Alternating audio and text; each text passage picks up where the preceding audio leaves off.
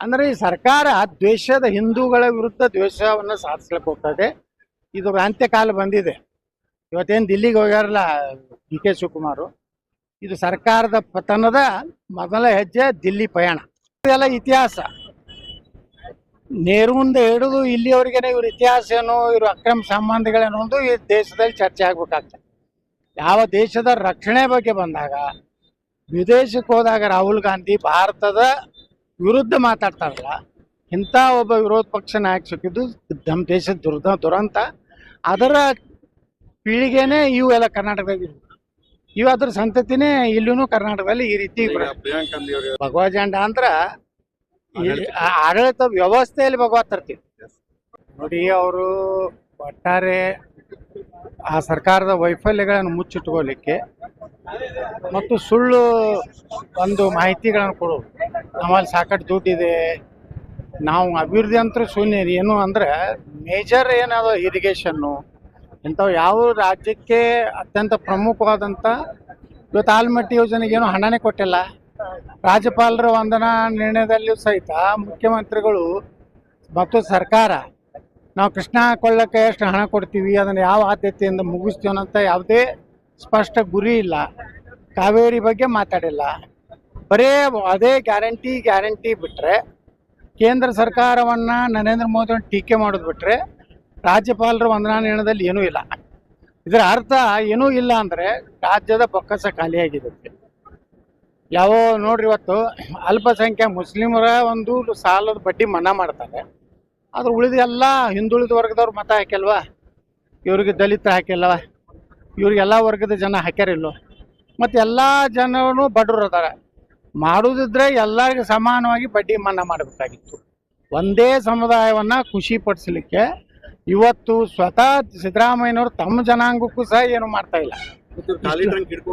ಏನ್ ತಪ್ಪೇನೈತೆ? ಖಾಲಿ ಟ್ರಕ್ ಇವ್ರು ಚಂಬು ಹಿಡ್ಕೊಂಡು ಅಡ್ಡಾಡಿದಾರಲ್ರಿ.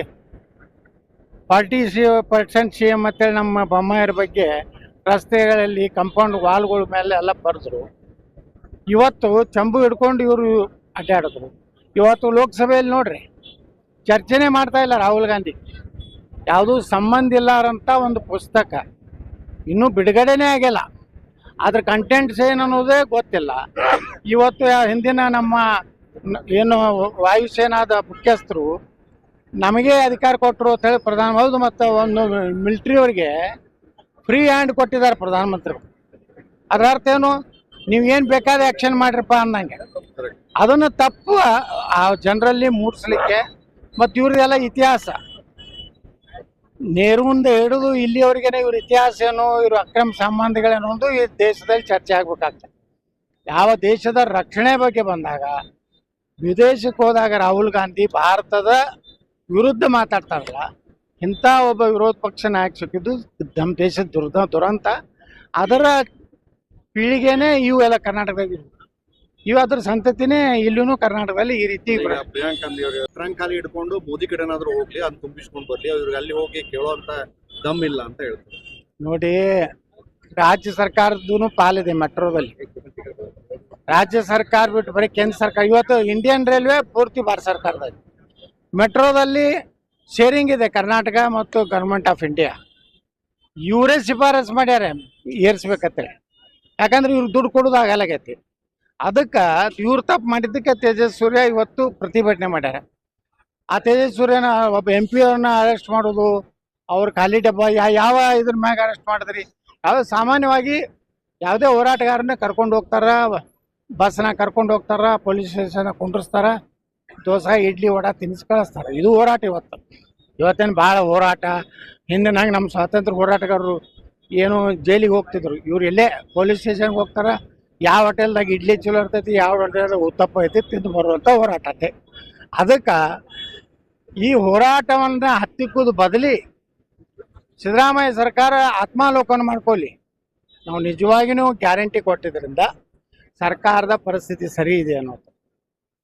ಇದನ್ನ ಯಾವ ರೀತಿ ನೋಡ್ರಿ, ಈಗ 5,000 ಕೋಟಿ ರೂಪಾಯಿ ನಮ್ಮ ಮಹಿಳಾ ಮತ್ತು ಮಕ್ಕಳ ಕಲ್ಯಾಣ ಮಂತ್ರಿ ಇನ್ನೂ ಲೆಕ್ಕ ಕೊಡಕ್ತಾ ಇರಲ್ಲ. ನಮ್ಮ ತೆಂಗಿನಕಾಯಿ ಅವ್ರಿಗೆ ಕೇಳಿದ್ರಲ್ಲ, ಇನ್ನೂ ಒಂದು ತಿಂಗಳ ಹಾರ್ಸ್ಯಾರ.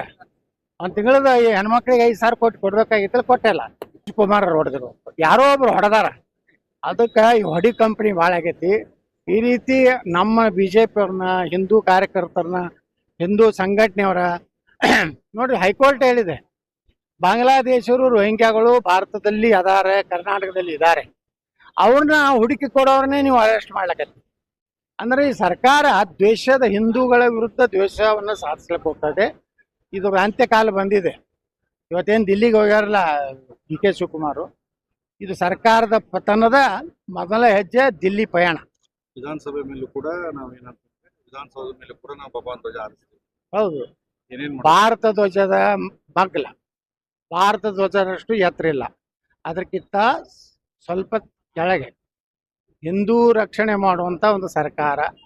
ಭಗವಾ ಅಂದ್ರೆ ಎಲ್ಲರನ್ನು ಸಮಾನತೆಯನ್ನು ನೋಡುವಂಥದ್ದು. ಭಗವಾ ಅಂದ್ರೆ ಯಾವುದೇ ಒಂದು ಜಾತಿಗೆ ಸಂಬಂಧಪಟ್ಟಿದ್ದಲ್ಲ, ಅದಕ್ಕೆ ತ್ಯಾಗ, ಶ್ರದ್ಧೆ ಇದೆ.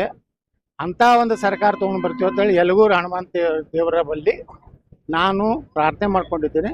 ನಮ್ಮ ಸರ್ಕಾರ ಬಂದರೆ ಭಗವಾ ಧ್ವಜ ಅಂದ್ರೆ ಅರ್ಥ ಎಲ್ಲರಿಗೂ ಸಮಾನ ನ್ಯಾಯ ಕೊಡೋದು. ಯಾರೇ ಹಿಂದೂಗಳನ್ನ ತೊಂದರೆ ಕೊಟ್ಟರೆ, ದೇವಸ್ಥಾನಗಳ ಮೇಲೆ ಹಿಂದೂಗಳ ಮೆರವಣಿಗೆ ಮೇಲೆ ಕಲ್ಲು ಹೋಗಿದ್ರೆ ಬುಲ್ಡೋಜರ್ ಮತ್ತು JCB ರೆಡಿ ಅದಾವತ್ತ ಸಂಕೇತ ಭಗವಾ. ಎಲ್ಲಿ ಹರಿಸ್ತೀರಿ ಅಂತ, ಎಲ್ಲಿ ಹರಿಸ್ಬೇಕು ಅಂತ ಬಿಟ್ಕೊಂಡಿದ್ದೀರಿ? ಯಾವ್ದು ಎಲ್ಲಿ ನಾನೇ ಆದ್ಮೇಲೆ ನಾನೇ ಭಗವಾ ಆಗ್ತೀನಿ. ಅದ್ರಾಗ ಭಗವಾ ಜಾಕೆಟ್ ಹಾಕೊಂಡೆ ಪ್ರಮಾಣ ವಚನ ಸ್ವೀಕರಿಸಿದ ಭಗವಾ ಹಾರಿಸದಂಗೆ ಅಲ್ಲ, ವಿಧಾನಸೌಧ ಮೇಲೆ ಹಾರಿಸ್ತೀನಿ ಮೇಲೆ ಅಂತ ನೋಡ್ರಿ. ಕೆಳಗಡೆ ಅಂತ. ರಾಷ್ಟ್ರ ಧ್ವಜ ನಮ್ಮ ಶ್ರೇಷ್ಠ, ಹೌದು.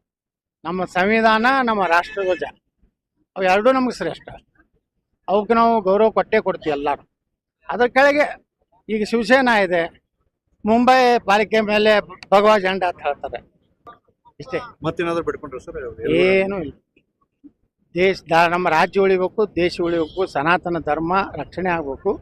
ಈ ದೇಶದ್ರೋಹಿಗಳು, ಭ್ರಷ್ಟರು, ರಾಜಕಾರಣಿಗಳು ಎಲ್ಲ ಪಾರ್ಟಿಯಾಗಿ ಏನದಾರಲ್ಲ ಅವರೆಲ್ಲ ಜೈಲಿಗೆ ಹೋಗ್ಬೇಕು, ಇಲ್ಲಕಾದ್ರೆ ಅಂತ್ಯಾಗಿ ಮನೆ ಹಾಕ್ಕೊಟ್ರು ಅಷ್ಟೇ ಬರ್ಬೇಕು. SIR ಗೆ ರಾಜ್ಯದಲ್ಲಿ ಕೂಡ ವಿರೋಧ. ಸುಪ್ರೀಂ ಕೋರ್ಟ್ ಕಡೆಗೆ ಎಚ್ಚರಿಕೆ ಕೊಟ್ಟಿದೆ, SIR ಗೆ ಯಾವುದೇ ರಾಜ್ಯದವರು ತಕರಾರು ಮಾಡಬಾರ್ದು, ಎಲ್ಲ ರೀತಿಯಿಂದ ಸಹಕಾರ ಕೊಡಬೇಕು.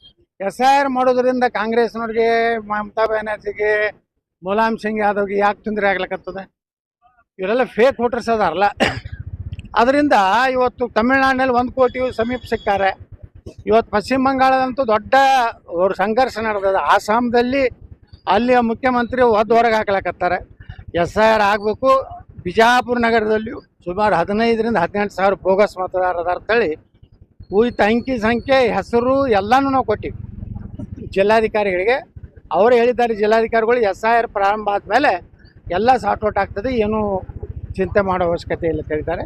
ನಮ್ಮ ಜಿಲ್ಲಾಧಿಕಾರಿಗಳ ಮೇಲೆ, ಜಿಲ್ಲಾಧಿಕಾರಿಗಳಂದರೆ ನೇರವಾಗಿ ಅವರು ವಿಜಯಪುರ ಜಿಲ್ಲಾ ಚುನಾವಣಾಧಿಕಾರಿಗಳು, ಅವರ ಡಿಸ್ಟ್ರಿಕ್ಟ್ ಎಲೆಕ್ಷನ್ ಆಫೀಸರ್, ಅವ್ರನ್ನ ಕ್ರಮ ತಗೋತಾರಂತ ನಮ್ಗೆ ವಿಶ್ವಾಸ. ಈಗ ಮಾಡ್ತೀವಿ ಅಂತ ಹೇಳಿ ಈಗ ಜಿಲ್ಲಾ ಉಸ್ತುವಾರಿ ಸಚಿವರು ಹೇಳಿದ್ರು.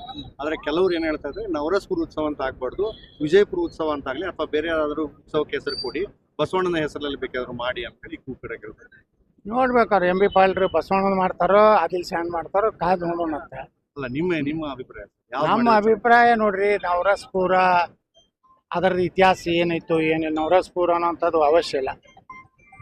ಒಟ್ಟು ವಿಜಯಪುರ ಉತ್ಸವ ಅನ್ನೋಂಥದ್ದು ಮಾಡೋದು ಒಳ್ಳೆಯದು. ನವರಸಪುರ ಒಂದು ಆದಿಲ್ ಶಾಹಿ ಇದಕ್ಕೆ ಸಂಬಂಧಪಡ್ತದೆ. ಆದಿಲ್ ಶಾಹಿ ಅಂತ್ಯ ಆಗಿ ಹೋಗ್ಯದ.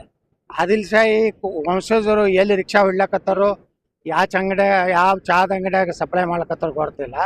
ಆದ್ರೆ ಆದಿಲ್ ಶಾಹಿ ಬೇಡ, ಮಾಡ್ತಿದ್ರೆ ಬಸವಣ್ಣನ ಮಾಡಲಿ, ತಪ್ಪಿಲ್ಲ. ಮತ್ತು ಯಾರು ಇದು ಬಿಜಾಪುರದ ವೈಭವ ಬರೀ ಆದಿಲ್ ಶಾಹಿ ಅಷ್ಟೇನೆ ನಾವು ನೋಡ್ಬೇಡ್ರಿ. ವಿಜಯಪುರಕ್ಕೆ ಬಿಜ್ಜನಹಳ್ಳಿ ಹತ್ತಿದ್ರು, ಅದು ಚಂದ್ರಗುಪ್ತ ಮೌರ್ಯನಿಂದಲೂ ಇದು ಅವನ ವ್ಯಾಪ್ತಿಯೊಳಗಿತ್ತಿದ್ದು ನಮ್ಮ ಬಿಜಾಪುರ. ಹಿಂಗಾಗಿ ಅದನ್ನೆಲ್ಲ ಇತಿಹಾಸ ಬರಬೇಕು, ಬರೀ ಆದಿಲ್ ಶಾಹಿ ಇತಿಹಾಸ ಬರಬಾರ್ದು.